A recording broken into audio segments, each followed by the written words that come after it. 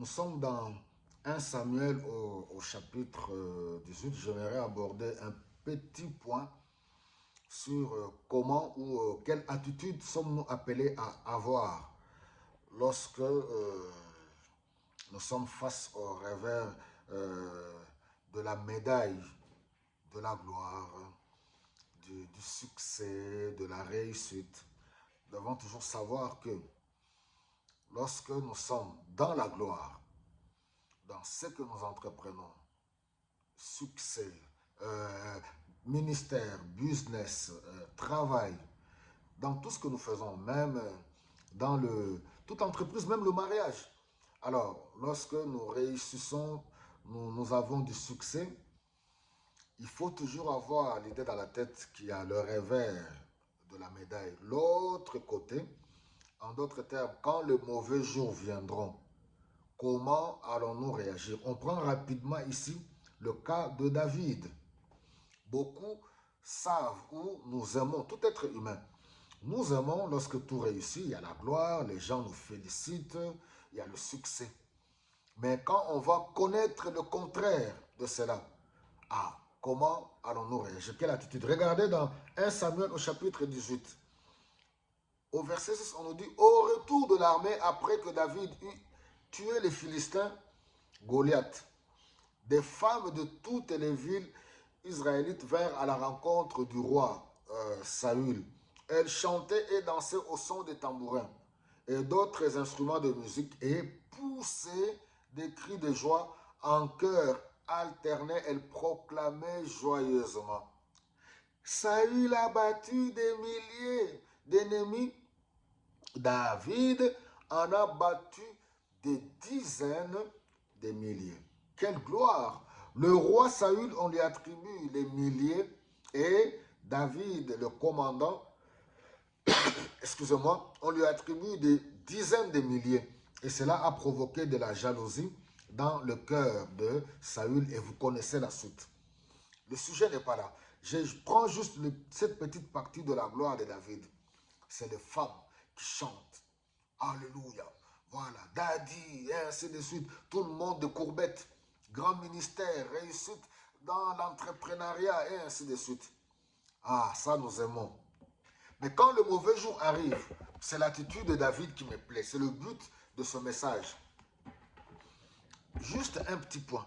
Regardez maintenant, on nous dit, 2 Samuel au chapitre 16, le verset 5. Ça maintenant, c'est un autre contexte.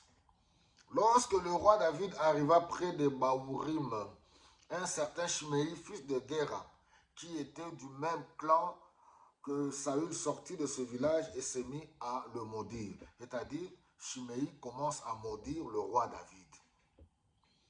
Il lui lançait des pierres. Autrefois, les femmes chantaient pour lui. Aujourd'hui, on est en train de le maudire. Il lui lançait des pierres, ainsi qu'à ses ministres.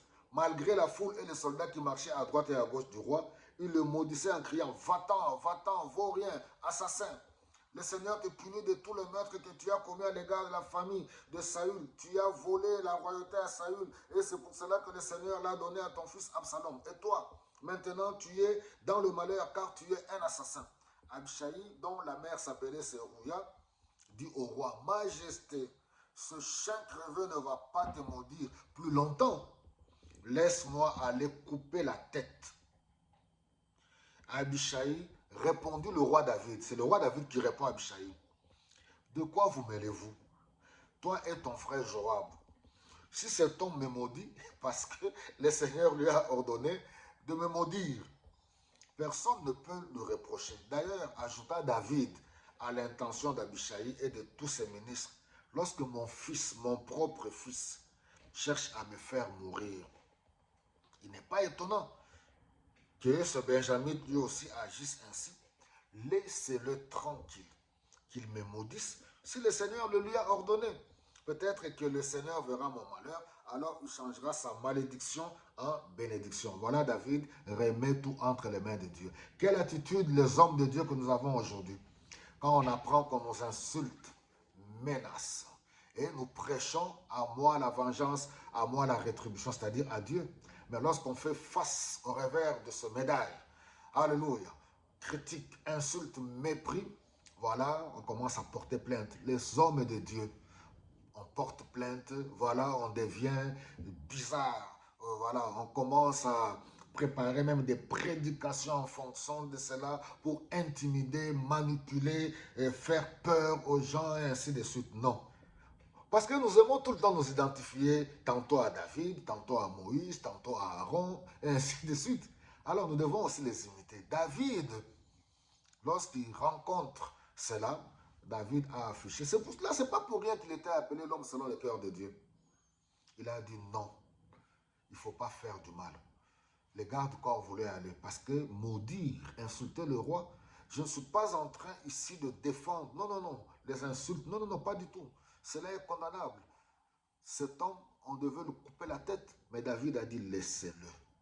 Les hommes de Dieu, serviteurs de Dieu que nous sommes aujourd'hui, face aux insultes, face au mal qu'on nous fait, apprenons à pardonner et laissons Dieu faire. Apprenons, arrêtons avec les histoires de porter plainte et d'être même dans la politique, de soulever même certaines grandes autorités du pays pour causer du tort à X ou Y. Il y a beaucoup de choses à dire là-dessus. Quelle attitude sommes-nous appelés à avoir? Nous sommes remplis du Saint-Esprit de Dieu. Christ lui-même, c'est lui qui est allé à la croix pendant qu'on était en train de le clouer, de le percer dans ses mains. Père, pardonne-leur, car ils ne savent pas ce qu'ils font. Saint-Esprit, aide-nous. Soyez bénis.